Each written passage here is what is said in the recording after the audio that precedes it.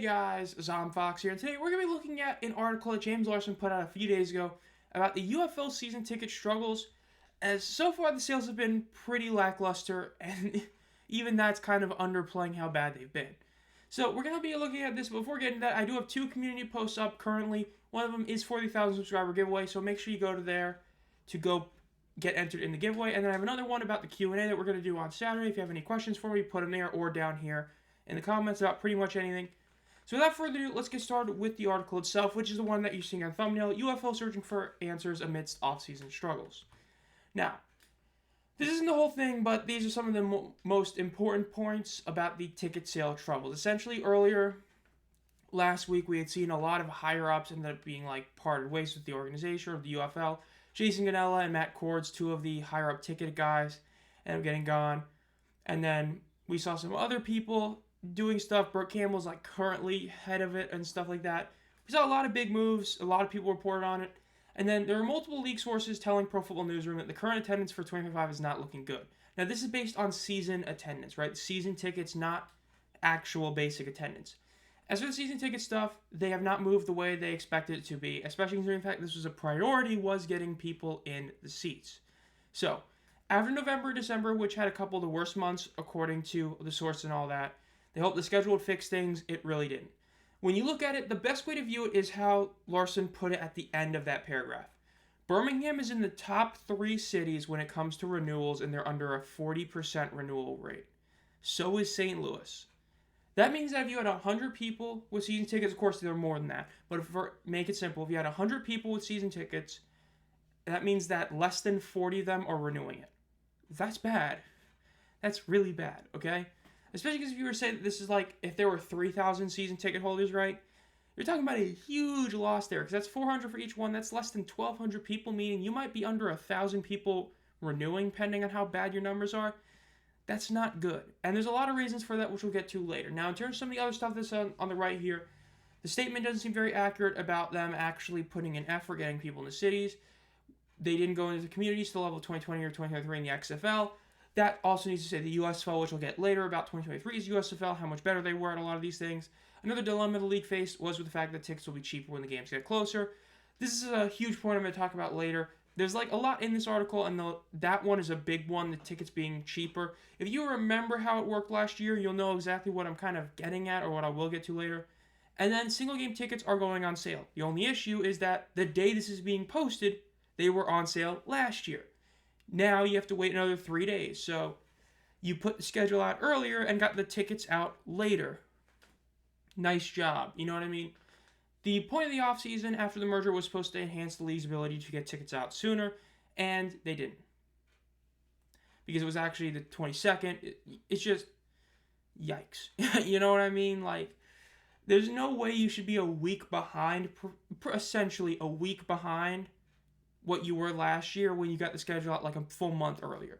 Now, before we get into the reason why the season ticket renewals are bad, and believe it or not, it's not actually because of marketing. Marketing has very little to do with season tickets sucking, which, honestly, you would hope it was because of marketing, because then it's just, blaming the same thing. We'll get to that later. Now, there was some other stuff in here. There was, sponsorships, fan-first merch, talk like that being in there. Essentially, the merchandise sales were really terrible. Another component of fan engagement and revenue is merchandise. This past year, they had very bad sales on it. There's a reason we saw so many discounts. The league did not get their revenue goals from merchandise in 2024, and now they have been updating, adding new stuff, and they pretty much had all the sales to kind of get rid of what they had. Now, if the UFL doesn't offer jerseys in some form this season, they could miss out another potential revenue stream. They do have jerseys, they still do. They just only have the basic 24 jerseys. The fact is, you should be able to get some sort of number jersey. Who knows if we're going to? I know that they just recently added some home footballs, not home footballs, but opening week footballs, which is supposed to be, in theory, a really cool thing until you realize that it's not this year's home games, it's last year's. So you can get the, Panthers Battlehawks commemorative home or season opener ball, despite the fact that we're in 2025 now. It's you really late on that one at $200. I'll get to that later. Now, the sponsorships and all that, this is where it really matters. Look, attendance technically is probably the third or fourth most important thing for the league. The TV numbers and the sponsorships both matter a hell of a lot more than attendance. That's just how it is. I hate to say that, but that is the truth. So the sponsorships being back is a good thing. Progressive, huge one, they're back. The Army, they had issues mainly with The Rock, they're back as well. Then they have a couple other ones. The CBD Credit Home is back. And I know there's a couple other ones that they didn't mention here and that I'm just forgetting that are back as well. Now, local level sponsorships have been a struggle overall. St. Louis has some big ones. Of course, they have like McDonald's stuff going on. But a lot of other markets don't have nearly as many other things. Not too shocked about that, which again, I'll get to later. Now, something else that is more note is they recently started doing the More of What You Love campaign. And they just, did it after the Super Bowl, not during it. Now, that's not the only thing. As then the UFL ended up posting like some huge thing about how many people were end up signing to the NFL, how many players had workouts to the NFL. And when you saw the numbers, they were incredible numbers. Yet for some really weird reason, the UFL never used that in anything. They should have put a Super Bowl ad that used those numbers, because those are numbers that you would have had already. You should have used those numbers saying, hey, look, we had hundreds of players get workouts. We had close to 100, not like super close, but close to 100 players sign contracts with these teams. The UFL has high-level talent. Instead, you just put it on some random social media post in February, weeks after the Super Bowl. The Super Bowl was pretty much botched. They had a couple ads during it, but they made the really good ads after the Super Bowl. Not good. Now, into the marketing stuff, the first one and the main one I want to talk about is with these two examples.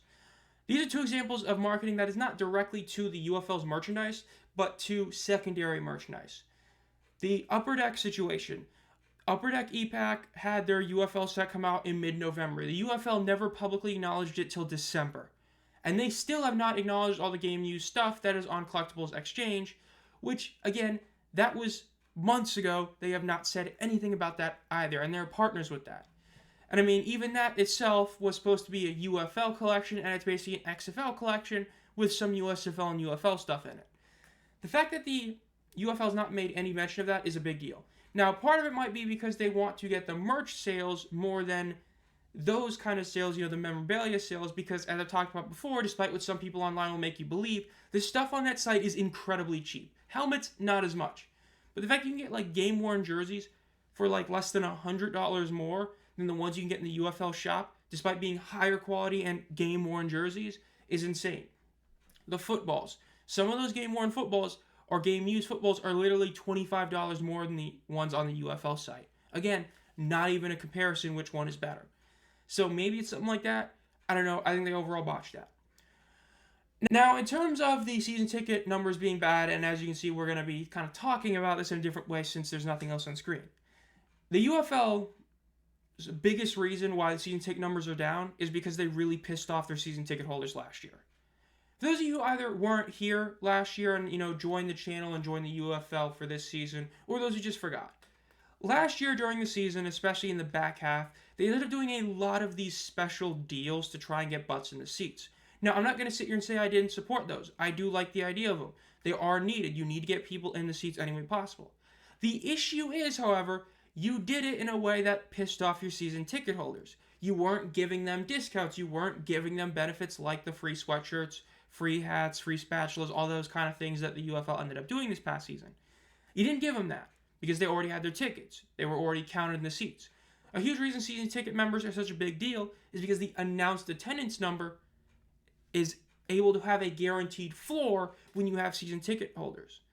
So now you're pissing those people off because you made all these deals. Like I know the last 3 weeks of the season, I know the Renegades, Roughnecks, and I think every team really, or almost all of them, ended up having those $10 tickets. Season ticket holders could not get them for that cheap. Look, season ticket holders are supposed to get the cheapest seats for their area. Now, of course, resale tickets are a different story, but directly from the league, it's supposed to be the cheapest. They weren't. Once you got past week 1 and 2, pretty much every team had at least some sort of deal at some point, and it just really was a bad way to do it. Now, they could have fixed that by adding a ton of extra benefits for this year, which they really didn't. Most of the things they added a single event before the season starts, some quarterly Zoom meetings, and a couple other really minor things. They didn't really do a ton. They didn't add a universal cheaper parking kind of thing, which in the Showboats kind of did with the if you did it by a certain time. But those are stuff that I've said before are supposed to be basic season ticket things. I mean, if you were to get a season ticket for any real team, you're supposed to get it. And when you don't have that, it makes your team look less real because it's just a basic thing is getting cheaper parking. Not even free, just cheaper. UFL, not about that. So that's an issue itself. Now, another thing that was said in the article was that the USFL and XFL approaches, they still don't know what they want to do as the UFL. They talk about the USFL was a more bare bones approach, and that the XFL was a high dollar approach, and they had a big budget that you would be shocked to see. That was kind of like the wordage Larsen used. I'm going to be honest, I didn't see it. You know why? Because you spent all this money on coaches, right, in 2023. You hired 4 guys that had very little coaching experience to no head coaching experience.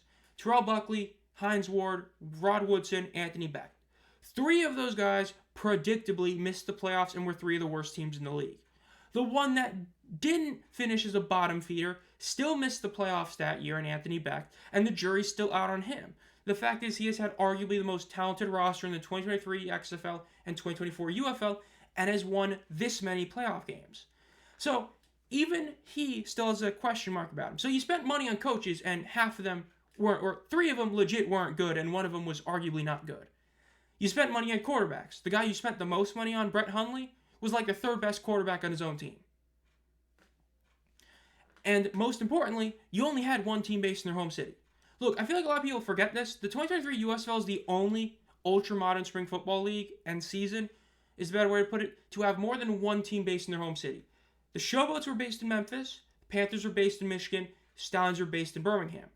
The XFL, every team was based in Arlington, so you had one home team. 2022 USFL, every team was based in Birmingham, you had one team. 2025 UFL, every team is going to be based in Arlington just like it was last season. So you only have one team based in their home market. They may play in St. Louis, they may play in Memphis, they may play in DC, but they're based in Arlington. That's like saying the Packers or Eagles, I don't remember which team was the de facto home team, but one of them was like the Sao Paulo Eagles or Packers because they played that one game in Brazil. Like, dude, just because you host a game somewhere doesn't mean you're actually that city's team. You know what I mean? So you want to know another reason why season ticket numbers are down? Because these guys still haven't returned to their actual cities. Look, the reason why Michigan was unarguably the 2nd best attended team last year, or overall marketed, whatever you want to view it, attendance, fan base, whatever, in-person stuff, was because they had every single thing go against them and their attendance still improved from 2023.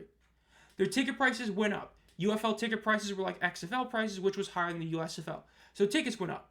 The Ford Field disaster took like an extra month to get tickets out. And number 3, you took the team away from them. Again, like I said, you had 3 teams in their home markets in the USFL, and you took them away. Yet Michigan still went up in attendance. Was it great numbers? Hell no, I'm not going to say they were. But considering the fact that every other team pretty much went down in attendance except Michigan, Michigan was the 2nd best market. The best was St. Louis because obviously, them going down is still better than like every other team by times 3. But they were the 2nd best was Michigan because of that. And now you're looking at this season. We're heading into another season where teams are not being put in their home markets. And to make it even worse, we're heading into another season potentially in 2026 as long as everything doesn't get super dire, where we're going to have 2 more teams in the league. So are you going to put 2 of them back in their home markets? Because in theory, Michigan, at least Birmingham, but you'd hope Birmingham and Michigan would go back to their home market since they already were there. They haven't. So again, back to the big budget stuff. The XFL may have been big budget in a lot of ways, but in ways that were important, like putting your teams in their home cities, they didn't do it. They had them play there, but didn't put them there. You know what I mean? If the league were to put, let's say, the Defenders and have them play in some random city this year, let's just say Orlando, that's not really taking the team away from DC because they hadn't been in DC since the 2020 XFL. They've been in Arlington. They just happened to play in DC. It's like these cities are renting a team, right? If your team's not based in said city, it doesn't matter. And that goes back to something like training camp. Training camp is starting very soon. Training camp in the NFL is a big deal because that's when you're saying, hey, I can go watch my team practice locally. Now, locally might be an hour, 2 hours away, depending on what market it is and what team it is.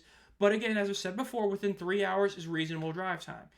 So you're able to have teams be in their training camp and have fans go to their games or go to their training camp. Can't have that in UFL because you only have them in Arlington. So if you're in DC or if you're in St. Louis, you can't just go to training camp nearby and go watch your team get ready for the season. You could in the USFL for 2 of the teams, or 3 of the teams. I said 2 because of 2 extra. And you only do it that 1 year. And that was another thing that really aggravated me about the 2024 USFL that didn't happen. It was very evident that 2024's USFL was going to stay with the exact same amount. The whole reason the 2023 USFL expansion was so great was because you gave a lot of hope and optimism that their teams were going to come to their city. Then 2024, they weren't going to do that. If the merger didn't happen, the USFL was going to stick with the same 4 hubs, which sucked. And unless you decide to fully rebrand the Maulers or the Generals to Canton, you wouldn't have added any real home team. But the UFL, the fact that it's looking like we're going to keep this Arlington hub for years, yeah, maybe don't expect season ticket sales to be good. Now, in terms of what this affects for attendance, I know that this is like a long video in terms of what this is, but there's a lot to talk about here. And I mean, I put a post on Twitter about whether you wanted a video on this, and I got like a ton of likes on that one. Look, what it really comes down to is if you're a season ticket member last year, you spent all this money for season tickets, you found out your tickets were cheaper if you just had waited. So you're either A, still going to go to the games, but you're going to wait for tickets to be cheaper, or B, you got burnt by the league. That's a bad thing by the UFL. The UFL has done a very poor job at making sure their core fan bases stay there. A big thing is you don't want to piss off the people that really helped you up or kept you going, right? It's why if a content creator for a big game or a big league ends up quitting, it's a big deal. Because that's somebody that had a huge impact in that community being gone. And I know you can think of a lot of examples online. If you were to see like 4 big YouTubers quit covering the UFL, that's a drastically bad sign. Like, let's just imagine tomorrow you were to wake up and you were to see that, Royce Waxenfelter, the Marks Cast, John Lewis Sports, and the End Zone all stopped covering the UFL. Are guys that stay going to be happy they have less competition? Sure. But you know what they're going to also see? They're going to say, damn, this is bad. You just had 4 huge content creators of the league gone. Because that means they got burnt. Season ticket members, same kind of deal. You don't want to piss those guys off. Again, they get you guaranteed floor attendance. DC had some numbers last year where they clearly were higher on announced attendance than in-person attendance. That was due to DC having a great season ticket support group, great season ticket memberships. Losing that is huge because that means you're not going to see those games where it says like 15K attendance, but you know damn well there's only 10K people there. You're going to get less of those. And again, announced attendance is tickets sold. That's money for the league. The amount that we see on person is the one that, for TV viewership, is such a big deal. Why St. Louis is such a big L. And again, championship game rumored to be back in St. Louis. You're pissing off a lot of other markets. DC, we understand why they can't do that. There's, the other events going on. But you've got 6 other teams. You've got other stadiums that you could put a game in just to have one. You could try a new market and see if they're going to go there or go back to Canton. Not doing it. St. Louis, at least most people I've talked to, are not happy the game is probably going to be back in St. Louis for their own reasons. Is what it is. But overall season ticket numbers being down, not a surprise. Look, I could legit go on a rant for another like 40 minutes, but I'd rather not. If you guys really want that, I'm doing a live stream on Saturday, March 1st for the 1,000 subscriber giveaway. Maybe I'll do another rant on that one. Again, this has been a long one. This is 18 minutes long, at least when I'm recording this. When I edit it down, it's going to be probably like 17 and a half or whatever to this point. And like half of this has been me just talking about season ticket renewals being bad.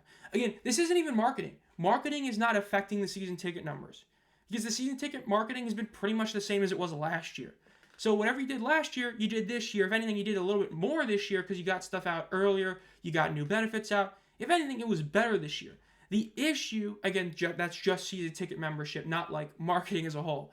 But that's not why you went down. You pissed off a lot of people last year. You didn't add enough benefits to make it justified. You didn't lower the price enough to make it justified for people. If you ended up spending $100 for like end zone or the lower end seats, $20 each, and then you found out that you could have ended up spending that same 100, gotten a couple upgrades with packages that gave you like a free shirt, and gotten those same seats for $10, yeah, I'd be pretty pissed off. And that's saying for the low end. That's not even the ones where you're spending over $50 a seat to $100. Yeah, that's bad. So hopefully some stuff gets fixed out. Again, this has been Zom Fox. If you enjoyed this video, make sure to subscribe and hit the bell. Again, kind of a more gloomer video again, but this is a pretty big article that came out by Larsen, especially considering the time of a lot of these firings or just people leaving the organization on the higher up ticket sales stuff. Again, I have 2 community posts out right now. One that is dedicated to the 1,000 subscriber giveaway post, and another that is a Q&A we're doing on Saturday. If you have any questions for me about like anything, the UFL, other sports leagues, the NFL, MLB, NHL, PGA, stuff like that, anything about my hobby, stuff like comics, which you saw one of them in the background, cards, gaming, all that kind of stuff, let me know down below or in that post. If you've been a fan of the channel for a while, think about becoming a community member for as low as 99 cents a month. You get an exclusive video every month, a bunch of team emojis, and a lot of other stuff. Again, sorry if I sounded a bit weird. I'm like kind of sick and kind of didn't have a lot of sleep. I woke up like less than 2 hours ago and I'm recording this at like 2 o'clock. So you can kind of tell that I'm not fully up for it, but this is an important video, so I want to get this out. And as always, guys, have a great night.